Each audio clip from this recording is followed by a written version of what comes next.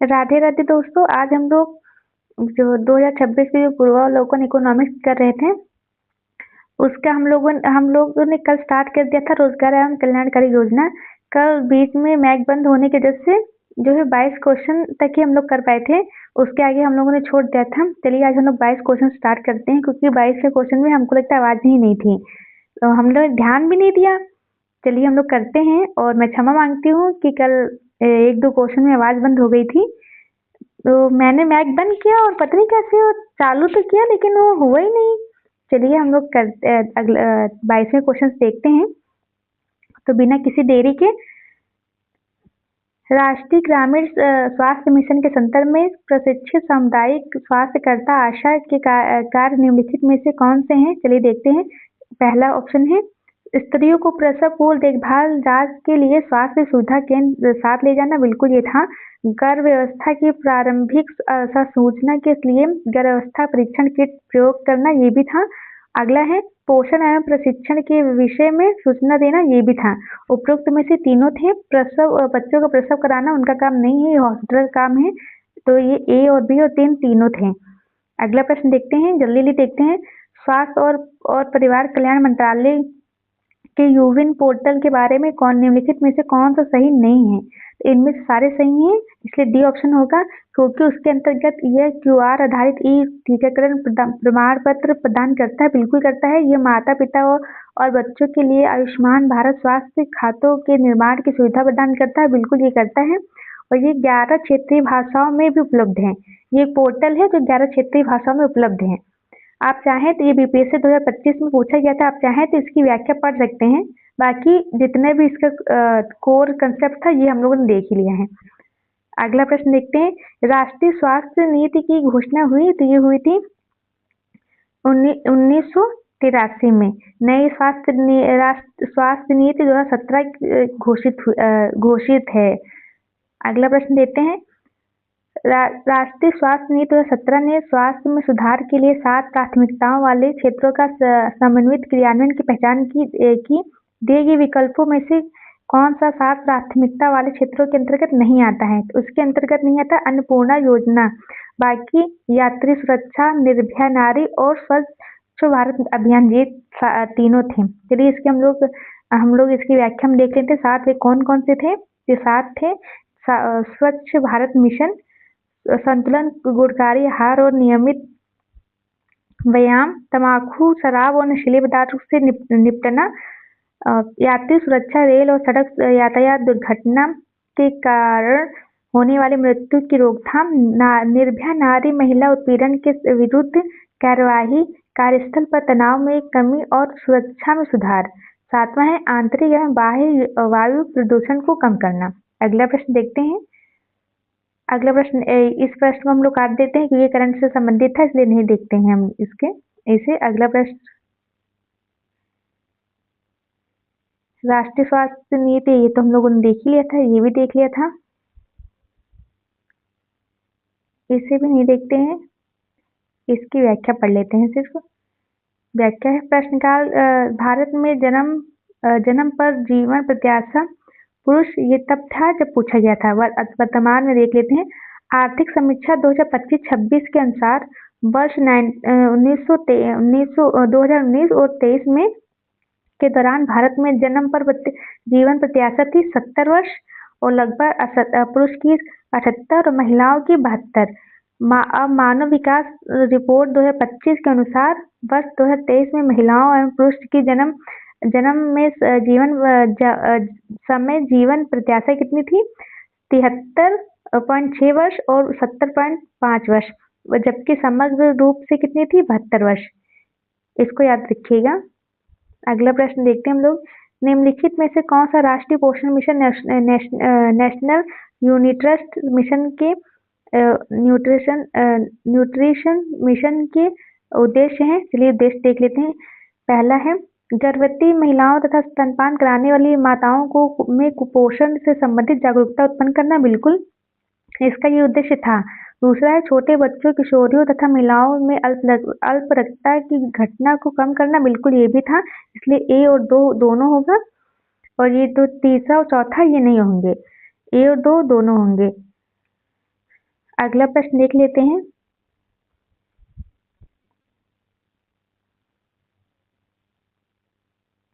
आप चाहें तो इसकी पूरी व्याख्या पढ़ सकते हैं। अगला प्रश्न है 2022 बीपीएससी में आया था। भारत सरकार के पोषण अभियान के तहत वर्ष के किस महीने को राष्ट्रीय पोषण माह या नेशनल न्यूट्रिशन मंथ के रूप में मनाया जाता है? तो वह सितंबर आने वाला है, सितंबर तब मनाया जाएगा, तब उसकी थीम वगैरह देख लीजिएगा। अगला प्रश्न है अप्रैल 2025 में मनाए गए पोषण पखवाड़ा कार्यक्रम का प्राथमिक उद्देश्य क्या था? इसका उद्देश्य था पूरे भारत में पोषण में सुधार करना, खासकर महिलाओं और बच्चों के लिए। अब जब भी 2026 वाला आएगा ना, सितंबर आने वाला है, तब आप इसके बारे में जरूर देख लीजिएगा। इसको नहीं करते हैं, चलिए कर लेते हैं। निम्नलिखित में से कौन सा भारत सरकार का राष्ट्रीय पोषण कार्यक्रम नहीं है? तो इसमें सिर्फ एक नहीं है, वो भी है फ्लोरोसिस की रोकथाम और नियंत्रण के लिए राष्ट्रीय कार्यक्रम। बाकी ये तीनों हैं। राष्ट्रीय आयोडीन अल्प विकार नियंत्रण कार्यक्रम, अनीमिया नियंत्रण के लिए राष्ट्रीय आयरन प्लस पहल और राष्ट्रीय मौखिक स्वास्थ्य कार्यक्रम, ये तीनों हैं। जबकि जब यूपी पीएससी 2023 में जब ये प्रश्न आया था, तो एमपी सरकार ने इसको बी और डी दोनों को माना था, लेकिन वर्तमान में ये तीनों हैं, ये सिर्फ नहीं है। अगला प्रश्न देखते हैं। मिट्टी कैफे क्यों प्रसिद्ध है? ये दिव्यांग द्वारा पूर्णतः प्रबंधित होने के कारण इसलिए फेमस था। अगला प्रश्न देखते हैं। सबरी संकल्प अभियान का संबंध है, इनका संबंध है राष्ट्रीय पोषण अभियान से। अगला प्रश्न देखते हैं। राष्ट्रीय किशोर स्वास्थ्य कार्यक्रम में किस आयु वर्ग के बच्चे किशोर शामिल होते हैं? तो वे हैं 10 से 19 वर्ष। अगला प्रश्न देखते हैं। इस चैप्टर में कम से कम 100 से 200 प्रश्न हैं, इसलिए हमें जल्दी प्रश्न करने होंगे। समन्वित बाल विकास योजना के अंतर्गत निम्नलिखित में से कौन सा एक सम्मिलित नहीं है? तो वह सम्मिलित नहीं है परिवार नियोजन, बाकी टीकाकरण, पोषण एवं स्वास्थ्य शिक्षा और पूरक पोषण, ये सभी सम्मिलित हैं। ये योजना कब लागू की गई थी? ये योजना लागू की गई 2 अक्टूबर 2075 को लॉन्च की गई। समन्वित बाल विकास सेवाओं योजना भारत सरकार का प्रमुख कार्यक्रम है। यह योजना बच्चों 0 से 6 वर्ष के साथ साथ गर्भवती और स्तनपान कराने वाली माताओं को 6 सेवाओं का एक पैकेज उपलब्ध कराती है, जिसमें शामिल है पूरक पोषण, स्कूल पूर्व और औपचारिक शिक्षा, पोषण एवं स्वास्थ्य शिक्षा, टीकाकरण, स्वास्थ्य चेकअप और रेफरल सेवाएं। आगे देखते हैं। ये इसी का अगला वही प्रश्न है। भारत में 1975 में लागू की गई एकीकृत बाल विकास सेवा योजना किसके द्वारा लागू की गई? तो ये था महिला एवं बाल कल्याण मंत्रालय। अगला प्रश्न देखते हैं। समेकित बाल विकास सेवा नामक कार्यक्रम प्रारंभ हुआ? तो ये प्रारंभ हुआ था वर्ष 1975 में। अगला प्रश्न देखते हैं। निम्नलिखित में से समन्वित बाल विकास सेवा योजना के अंतर्गत कौन सी सेवा नहीं प्रदान की गई? तो आहार पूरक तो था, रोग प्रतिरक्षण भी था, बच्चों को निःशुल्क पुस्तक एवं विद्यालय पोषक का वितरण ये नहीं था, और 3 से 6 वर्ष की आयु के लिए बच्चों का स्वास्थ्य एवं पोषण शिक्षा ये भी था। 0 से 6 वर्ष था, 0 से 6 वर्ष था, उसके अंदर 3 भी तो आते हैं, इसलिए ये भी होगा। सी ऑप्शन इसका गलत होगा। आप चाहें तो इसको पढ़ सकते हैं। अभी हम लोगों ने पढ़ा, इसलिए दोबारा पढ़ने की कोई जरूरत नहीं है। ये कार्यक्रम है, इनको सम्मिलित करना है। अभी हम लोगों ने देखा समन्वित बाल विकास योजना 1975 में थी, और राष्ट्रीय ग्रामीण स्वास्थ्य मिशन ये तो 1983 में आया था। तो हमने 2 देख लिया, देखते हैं इसके अनुसार हमें मिलता है कि नहीं, ऑप्शन मिलता है कि नहीं। तो पहले का बी का 1 होगा। देखिए बी का 1 कहीं है, बिल्कुल है, सी में है, इसलिए ऑप्शन सी सही होगा। चलिए हम लोग सीधा इसकी व्याख्या देख लेते हैं, क्योंकि इससे हम लोगों को सारी योजनाओं का क्रम सही से याद हो जाएगा। अद्यतन नियंत्रण और हेतु राष्ट्रीय कार्यक्रम 1976 में हुआ था। 1976 में अद्यतन नियंत्रण हेतु राष्ट्रीय कार्यक्रम आया और समन्वित बाल विकास योजना 1975 में, राष्ट्रीय कुष्ठ निवारण कार्यक्रम 1983 में, राष्ट्रीय कुष्ठ निवारण कार्यक्रम 1983 में था और राष्ट्रीय ग्रामीण स्वास्थ्य मिशन 2005 में। बिल्कुल सही। इसका हम लोगों ने प्रश्न भी किया था ना, ये 10वीं पंचवर्षीय योजना में आया था। इसमें शायद मैंने गलत बोल दिया, इसमें शायद मैंने गलत मिलान किया, सॉरी। आप बिल्कुल, मुझे लगता है गलत ही मिलान कर दिया था मैंने। अगला प्रश्न देखते हैं। देखिए, मुझसे अगर कोई गड़बड़ी हो जाए तो मुझे प्लीज क्षमा करिएगा, वो जो अब लिखा हुआ है उसको सही मानिएगा, क्योंकि बोलने में बहुत गलतियां हो जाती हैं। तो योजना और प्रारंभ वर्ष देखना है, तो चलिए देख लेते हैं। स्वच्छ भारत अभियान तो 2014 में ही आरंभ हुआ था और पीएम जन आरोग्य योजना अभियान ये 2015 में ही था, हमको लगता है। चलिए हम लोग इसके ऑप्शन देखते हैं। ऑप्शन चलिए हम लोग सीधा यहीं से देख लेते हैं, क्योंकि स्टार लगा हुआ है। पीएम जन आरोग्य अभियान 2018 में आया और पीएम वय वंदना योजना 2017 में, पीएम रोजगार प्रोत्साहन योजना 2016 में और स्वच्छ भारत अभियान 2014 में आया। अगला देखते हैं। अगला प्रश्न है, इसको भी मिलाना ही पड़ेगा, वह योजना है और इसका प्रारंभ वर्ष है। चलिए देख लेते हैं। प्रधानमंत्री जन आरोग्य योजना और मुस्कान मिशन इंद्रधनुष और प्रधानमंत्री गरीब कल्याण योजना पैकेज। तो इंद्रधनुष, चलिए हम लोग सीधा इसकी जो व्याख्या देख लेते हैं। सी ऑप्शन होगा, देखते हैं। 1-2 होगा, 1-2। प्रधानमंत्री गरीब कल्याण पैकेज कब आया? ये आया 2020 को। प्रधानमंत्री गरीब कल्याण पैकेज 2020 को आया, 2020।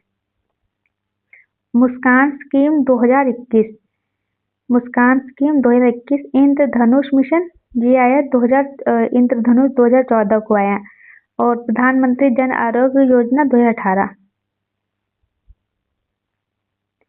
ये यूपीपीएससी में पूछा गया था। चलिए हम लोग एक बार फिर से रिवाइज कर लेते हैं। प्रधानमंत्री गरीब कल्याण पैकेज 2020, प्रधानमंत्री गरीब कल्याण पैकेज आप लोग भी बोलिए 2020, मुस्कान स्कीम 2021, इंद्रधनुष 2014 और प्रधानमंत्री जन आरोग्य योजना 2018। याद रखिए, एक बार फिर से रिपीट कर लेते हैं। जो प्रधानमंत्री गरीब कल्याण 2020, मुस्कान स्कीम 21, मिशन इंद्रधनुष 14 और प्रधानमंत्री जन आरोग्य योजना 18। अगला प्रश्न देखते हैं। इसको क्रम से लगाना है। इसका ऑप्शन होगा, देखते हैं। भारत सरकार द्वारा प्रारंभ की गई निम्नलिखित योजनाओं को कालक्रम से व्यवस्थित करना है। स्वच्छ भारत मिशन 2014 में आया था और प्रधानमंत्री कौशल विकास योजना भी 2014 में आई थी, हम लोग को लगता है।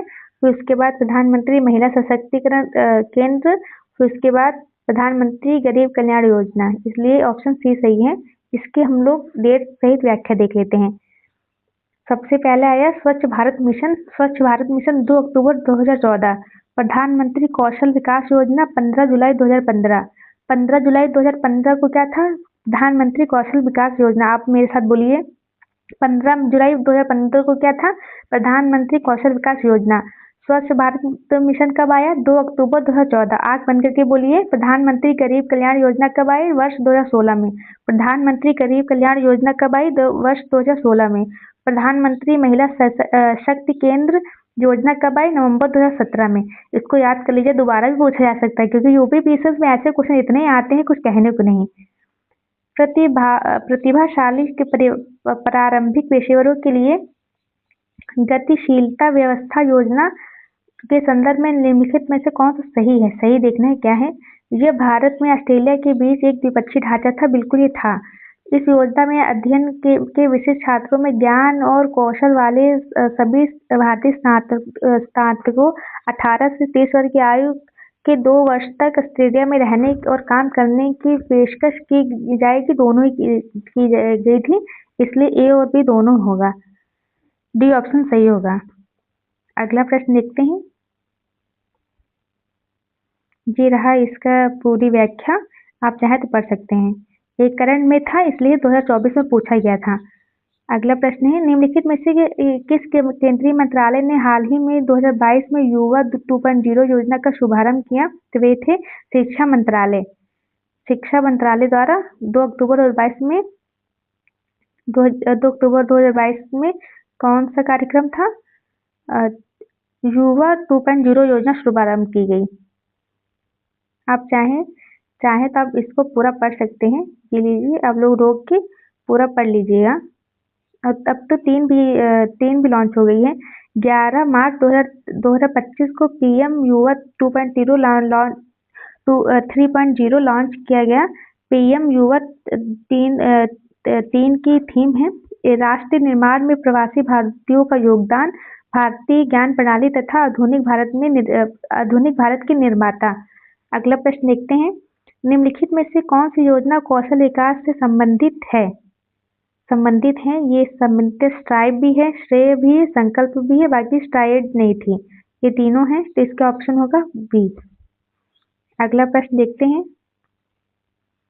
आप चाहे तो इसको पढ़ सकते हैं व्याख्या। हम लोग आगे बढ़ते हैं। कौशल विकास पहल क्रियाशील हुई है। ये हुई है मई 2007 में। कौशल विकास का पहल कब आई थी? मई 2007 में। अगला है, प्रधानमंत्री कौशल विकास योजना के संदर्भ में निम्नलिखित कथनों पर विचार करना है, क्या सही है ये देखना है। तो इसमें देख लेते हैं, सी ऑप्शन सही है, इसमें 2 और 3 सही है। तो देख लेते हैं, यह अन्य चीजों के साथ साथ सॉफ्ट स्किल, उद्यमवर्ती, वित्तीय और डिजिटल साक्षरता में भी प्रशिक्षण उपलब्ध कराता है, बिल्कुल कराता है। और यह देश के अविनियमित कार्यबल को कार्यकुशलताओं को राष्ट्रीय कौशल योग्यता ढांचे के साथ जोड़ेगा, बिल्कुल जोड़ेगा। ये रोजगार मंत्रालय की नहीं है, इसको देख लेते हैं किसकी है। इसमें व्याख्या में दिया हुएगा, ये प्रधानमंत्री कौशल विकास योजना कौशल विकास और उद्यमिता मंत्रालय की है। ये कौशल विकास और उद्यमिता मंत्रालय की फेलोशिप स्कीम है।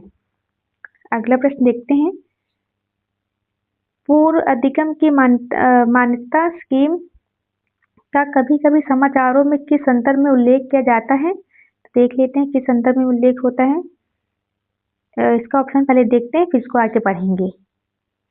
इसमें देखते हैं कौन सा सही है। ए सही है, चलिए ए में देखते हैं क्या था। पूर्व अधिगम की मान्यता स्कीम क्या कभी कभी समाचारों में किस संदर्भ में उल्लेख किया जाता है? निर्माण कार्यों में लगे कर्मकारों के पारंपरिक मार्गों से अर्जित कौशल का परिमाणन, इसलिए ए सही होगा। अगला प्रश्न देखते हैं, आप चाहें तो इसकी व्याख्या पढ़ सकते हैं। प्लीज वीडियो रोक के आप लोग पढ़ लीजिएगा, क्योंकि बहुत लंबी वीडियो हो जाती है। तो अभी मेरे पास इतनी सुविधा नहीं है कि मैं अच्छी बड़ी लंबी वीडियो रिकॉर्ड कर पाऊँ, तो इसलिए मैं माफ़ी चाहती हूँ। आप लोग थोड़ा सा मेरा सहयोग करेंगे तो मैं जल्दी सारी व्यवस्था करने की कोशिश करूँगी। केंद्रीय बजट 2023-24 के अनुसार अंतर्राष्ट्रीय अवसरों के लिए युवाओं को कौशल प्रदान करने के लिए विभिन्न राज्यों में कितने कौशल भारत अंतर्राष्ट्रीय केंद्र स्थापित किए जाएंगे? तो ये थे 30। अगला प्रश्न देखते हैं, राष्ट्रीय कौशल योग्यता फ्रेमवर्क के संदर्भ में निम्नलिखित कथनों में से कौन सा सही है? सही देखना है। इसमें भी होगा केवल 2। NSQF के क्रियान्वयन का एक प्रत्याशी परिमाण व्यवसायिक और समान शिक्षा के माध्यम संचरण है। और इसमें पहला क्यों गलत है? क्योंकि NSQF के अधीन शिक्षार्थी समझता का प्रमाण पत्र केवल तो आए, उसको देख के ही पढ़िए। औपचारिक शिक्षा के माध्यम से ही प्राप्त कर सकते नहीं, इसमें औपचारिक और अनौपचारिक दोनों हैं, इसलिए गलत होगा। ए ऑप्शन इसलिए गलत होगा। आप चाहें तो इसकी व्याख्या भी पढ़ सकते हैं। ये देखिए इसकी व्याख्या, आप चाहे तो पढ़ सकते हैं। हम लोग अगले प्रश्न में चलते हैं। नेशनल केयर सर्विस के संदर्भ में निम्नलिखित में से कौन सा सही है? विचार करना है। पहले देखते हैं, नेशनल केयर सर्विस कार्मिक और प्रशिक्षण विभाग भारत सरकार का एक उपकरण नहीं, ये उनका तो नहीं है, इसलिए ए गलत होगा। नेशनल करियर सर्विस को देश में अशिक्षित युवाओं के लिए रोजगार के अवसर के संवर्धन के लिए मिशन के रूप में प्रारंभ किया गया। है, तो ये भी नहीं है। देख इसकी व्याख्या सीधा देख लेते हैं, इसलिए डी होगा, ऑप्शन के हिसाब से डी होगा। इसकी व्याख्या देख लेते हैं क्या है। इसकी व्याख्या है नेशनल केयर सर्विसेज भारत सरकार की श्रम एवं रोजगार मंत्रालय की पहल है। किसकी है? श्रम एवं रोजगार मंत्रालय की पहल। कौन सी पहल? National career service. इस एक मिशन मोड परियोजना का प्रारंभ प्रधानमंत्री नरेंद्र मोदी ने 20 जुलाई 2015 को प्रारंभ किया। इसके तहत देश के नागरिकों के लिए रोजगार अवसरों को सुधार के साथ साथ छात्रों की करियर काउंसलिंग, अभ्यर्थियों को पेशेवर मार्गदर्शन तथा नियोक्ताओं को उपयुक्त अभ्यर्थियों की खोज में मदद करने का लक्ष्य निर्धारित किया गया है। अगला प्रश्न देखते हैं। कौशल भारत अभियान के संदर्भ में निम्नलिखित में से कौन सा कथन सही है? सही देखते हैं। कौशल भारत अभियान की शुरुआत प्रधानमंत्री ने जुलाई 2015 में की थी। बिल्कुल। इस अभियान का मुख्य उद्देश्य भारत के युवाओं को सूचना तकनीक में प्रशिक्षित करना है। तो पहला तो सही है। ऑप्शन देख लेते हैं, दूसरा भी से पहला ही सही है। पहला ही सही है, क्योंकि अभी हम लोगों ने ऊपर पढ़ा था ना, इसी के बारे में तो था। बिल्कुल, क्योंकि करियर काउंसलिंग, अभ्यर्थियों को पेशेवर मार्गदर्शन। अगला प्रश्न देखते हैं।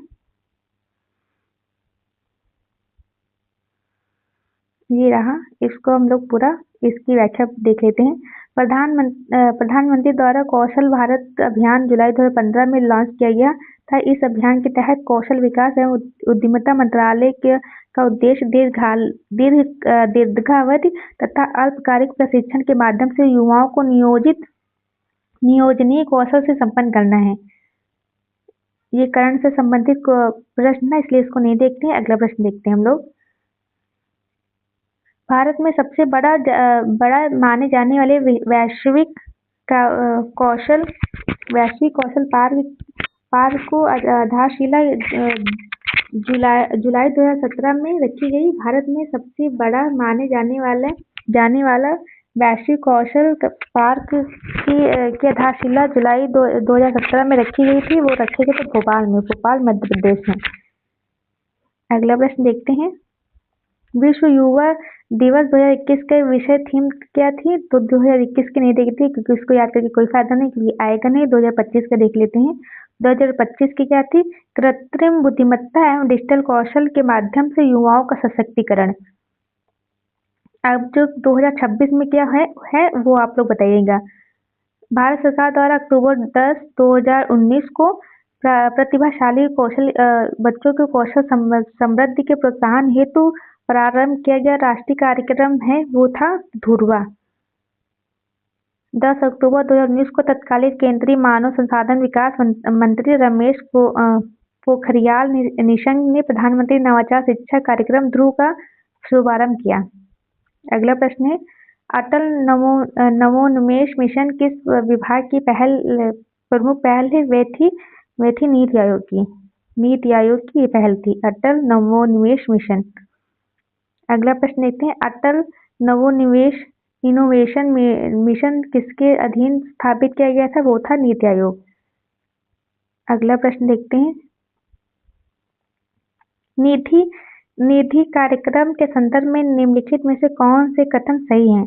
निधि कार्यक्रम छात्रों के लिए स्टार्टअप हेतु प्रारंभ किया गया है। इसका उद्देश्य 20 छात्रों के स्टार्टअप हेतु प्रतिवर्ष वित्तीय सहायता प्रदान करना है। इसका दोनों ही होगा, 1 और 2 दोनों, इसलिए सी ऑप्शन सही होगा। देख लेते हैं ऑप्शन, एक बार देख लेते हैं क्या सही है। बिल्कुल, ये दोनों ही थे। अगला प्रश्न देखते हैं। आप चाहें तो इसकी व्याख्या भी पढ़ सकते हैं, रोक के आप इसकी व्याख्या पढ़ लीजिएगा। अगला है भारत सरकार की एक पहल स्वयं का लक्ष्य क्या है? वो है नागरिकों को वहन करने योग्य एवं गुणवत्ता वाली शिक्षा निःशुल्क उपलब्ध कराना। अगला प्रश्न है। आप चाहें तो इसका पूरा पढ़ सकते हैं व्याख्या। अगला प्रश्न हम लोग देखते हैं। व्याख्या आप लोग पढ़ लीजिए जरूर, अगर आपको इम्पोर्टेंट लगे तो। उन्नत भारत अभियान कार्यक्रम का ध्येय क्या है? उन्नत भारत अभियान, देख लेते हैं इसका ऑप्शन क्या सही होगा। बी। देखते हैं बी में क्या है। उन्नत भारत अभियान उच्च शिक्षा संस्थाओं को स्थायी समुदायों से जोड़ने, जिसमें समुचित प्रौद्योगिकी के माध्यम से विकास की चुनौतियों का सामना किया जा सके, इसका उद्देश्य था। इसकी व्याख्या देख लेते हैं। ये रही इसकी व्याख्या, आप चाहें तो इसको रोक के पढ़ भी सकते हैं। अगला प्रश्न है, विद्यांजलि योजना का क्या प्रयोजन है? तो विद्यांजलि योजना का प्रयोजन है, इसमें केवल दूसरा ऑप्शन सही है। निजी क्षेत्र और समुदाय की सहायता लेकर सरकारी विद्यालयों में दी जाने वाली शिक्षा की गुणवत्ता बढ़ाना। विद्यांजलि योजना का उद्देश्य क्या है? निजी क्षेत्र में समुदाय की सहायता लेकर सरकारी विद्यालयों में दी जाने वाली शिक्षा की गुणवत्ता बढ़ाना, क्योंकि सरकारी स्कूल के जो टीचर हैं वो तो गुणवत्ता अच्छी कर नहीं सकते, नहीं सरकार कर सकती है, इसलिए निजी क्षेत्र की सहयोग लेना। निम्नलिखित में से कौन सा योजना राष्ट्रीय शिक्षा नीति 2020 के उद्देश्य को पूरा करने में शामिल नहीं है? वह है भारत निर्माण कार्यक्रम। बाकी ये दोनों ही है, उल्लास और दीक्षा, ये दोनों ही इसका कार्यक्रम है, इसलिए केवल 3 होगा, बी ऑप्शन सही होगा। 2025 में आया था प्री में, बी होगा। अगला प्रश्न देख लेते हैं। अपना गांव अपना काम योजना प्रारंभ की गई, ये की गई थी 1 जनवरी 2051 को। अपना गांव अपना काम, आप चाहें इसको पढ़ सकते हैं। अगला देखते हैं, अपना गांव अपना काम योजना का उद्देश्य है, इसका उद्देश्य था गांवों में प्रत्येक के लिए रोजगार उत्पन्न कर गरीबी दूर करना। अगला प्रश्न देखते हैं, सौभाग्य योजना संबंधित थी सी गरीबी रेखा के नीचे वाले परिवारों को मुफ्त बिजली के प्रबंधन से। अगला प्रश्न देख लेते हैं, 2017 में प्रारंभ सौभाग्य योजना निम्नलिखित में से किस मंत्रालय के संबंधित है? ये थी विद्युत मंत्रालय के, तो विद्युत से संबंधित है, इसलिए विद्युत मंत्रालय भी याद रखिएगा। आप चाहें तो इसकी व्याख्या पढ़ सकते हैं। प्रधानमंत्री जन धन योजना निम्नलिखित में से किसके लिए प्रारंभ की गई थी? प्रधानमंत्री जन धन योजना देश में वित्तीय समावेशन को प्रोत्साहित करने के लिए प्रारंभ की गई थी। ये कब की गई थी? 2014 में। ये 15 अगस्त 2014 में इसको लॉन्च किया गया था। शुभारंभ इसका कब हुआ था? 28 अगस्त 2014 में। प्रधानमंत्री जन धन योजना प्रारंभ की गई 28 अगस्त 2014। आप में से बहुत लोगों के इस कार्यक्रम के तहत खाते खुले होंगे, तो इसको नहीं देखते हैं, ये करंट से संबंधित था, हम लोग इसको मिलान कर लेते हैं। उज्ज्वला योजना तो 2016 में आई थी, लेकिन इसमें 2016 है, इसलिए हम लोगों को सीधा इसकी व्याख्या पढ़ लेनी चाहिए।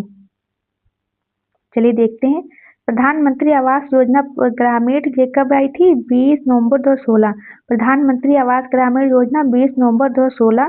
जल जीवन मिशन 15 अगस्त 2019 और स्वच्छ भारत मिशन ग्रामीण ये हुआ था 2 अक्टूबर 2014 और प्रधानमंत्री उज्ज्वला योजना 1 मई 2016। तो सबसे पहले स्वच्छ भारत मिशन ग्रामीण 2 अक्टूबर 2014 को। अगला प्रश्न देखते हैं, इसको भी योजना प्रारंभ लगाना है, इसको भी हम लोग सीधा इसको भी हम लोग व्याख्या देख लेते हैं। आम आदमी बीमा योजना 2007, आम आदमी बीमा योजना 2007, पीएम आत्मनिर्भर स्वास्थ्य योजना 2021 में और प्रधानमंत्री जन आरोग्य योजना 2018 और प्रधानमंत्री सुरक्षा बीमा योजना 9 मई 2015 को लॉन्च की गई।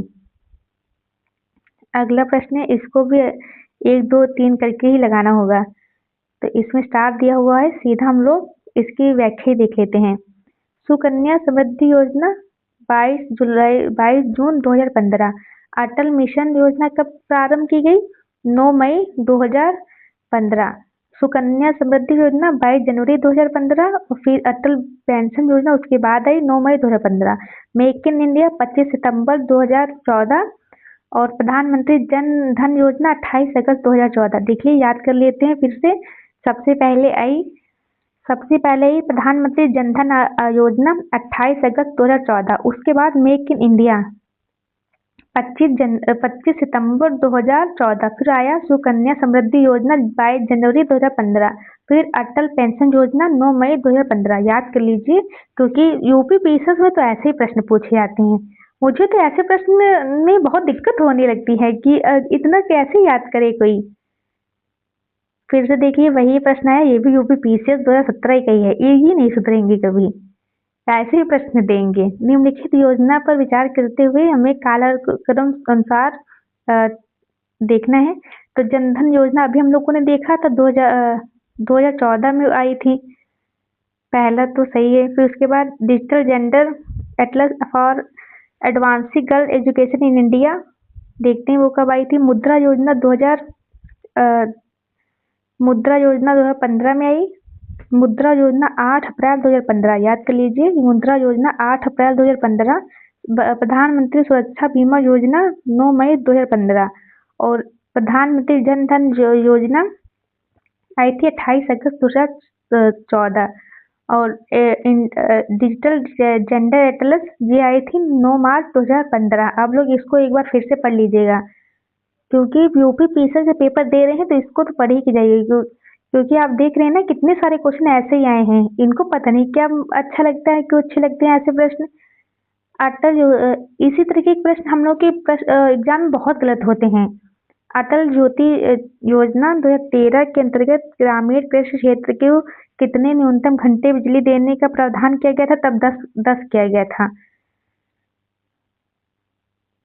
अगला प्रश्न देखते हैं, 80 प्रश्न तक देखेंगे, फिर उसके बाद नेक्स्ट क्लास में देखेंगे। निम्नलिखित में से किस प्रत्यक्ष लाभ योजना को Guinness book of world record द्वारा विश्व की सबसे बड़ी प्रत्यक्ष लाभ योजना माना गया था? तो वो थी पहल। तब पहल थी। अगला प्रश्न है, पहल योजना के संदर्भ में कौन सा सही चुनाव है? चुनाव है, ये सभी सही है। यह जाम का प्रथम प्रकार है। यह डीबीटी के माध्यम से एलपीजी अनुदान को हस्तांतरित करती है। बिल्कुल, ये उपभोक्ताओं को के बैंक खातों में एलपीजी अनुदान का सीधा हस्तांतरण करती है। बिल्कुल, इसलिए ये सब था।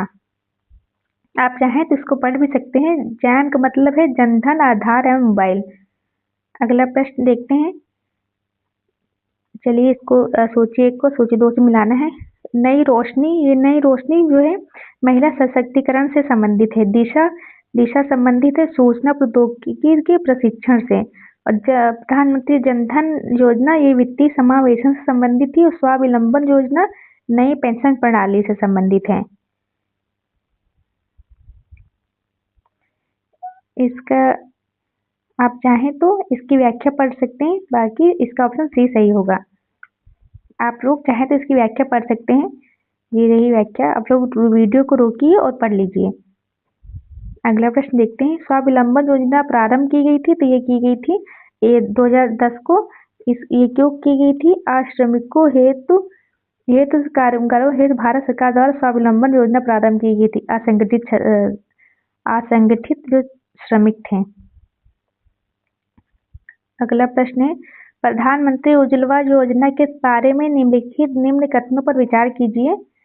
तो इसको देखते हैं, इसमें देखते हैं कौन सा प्रश्न सही है। ए, बी, डी सही है। ए, बी, डी देखते हैं। योजना के निर्धारित निर्धनता रेखा से नीचे जीवन यापन करने वाले परिवार की महिलाओं को निःशुल्क एलपीजी गैस कनेक्शन प्रदान करना। बिल्कुल ये था।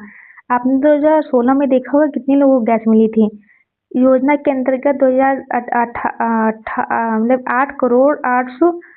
8,000 करोड़ का प्रावधान रखा गया। बिल्कुल 8,000 करोड़ का प्रावधान रखा गया था। योजना देश भर में 5 करोड़ एलपीजी परिवार को लाभ पहुंचाएगी। इससे ज्यादा पहुंचाया था इसने लाभ, इसलिए उस हिसाब से तो 2016 के हिसाब से तो ये सब सही था। लेकिन वर्तमान में 8 करोड़ से ज्यादा एलपीजी गैस बांटे जा चुके हैं। अब तो 10 करोड़ हो गए हैं। 10.6 करोड़ कनेक्शन हो गए हैं इस योजना के तहत। अगला प्रश्न देखते हैं, 1 मई 2016 को प्रधानमंत्री उज्ज्वला योजना प्रारंभ की गई थी यूपी के बलिया जिले से। तेजस्वी ग्रामीण महिला सशक्तिकरण कार्यक्रम में वित्तीय समावेशन प्रदान करने वाला संगठन है। तो ये था IMFD। अगला प्रश्न देखते हैं, बस लास्ट प्रश्न देखते हैं, फिर इसके बाद बंद करते हैं क्योंकि वीडियो बहुत लंबी हो जाएगी। आप चाहें तो इसकी व्याख्या पढ़ सकते हैं। पंचधरा योजना संबंधित है, तो पंचधरा योजना संबंधित है नारी कल्याण एवं विकास से। तो आज से हम लोगों ने 85 क्वेश्चन कर लिए हैं, बाकी के हम लोग नेक्स्ट क्लास में करेंगे। आई होप कि आपको ये वीडियो अच्छी लगी होगी, और आपको जहाँ पे भी लगे कि आपको दोबारा पढ़ने की जरूरत है, आप लोग वीडियो पॉज करिए और खुद से पढ़िए, क्योंकि जब खुद से पढ़ेंगे तो आपको समझ में भी आएगा, और आप वो रिटेन अब वो जो बातें हैं ना, वो आपको थोड़ी समय तक याद भी रहेंगी। आई होप कि आपको क्लास अच्छी लगी होगी। जो भी कमियां हैं, जो भी आपको जैसा भी चाहिए, आप मुझे बता सकते हैं। तो धन्यवाद, आप अभी तक बने रहें।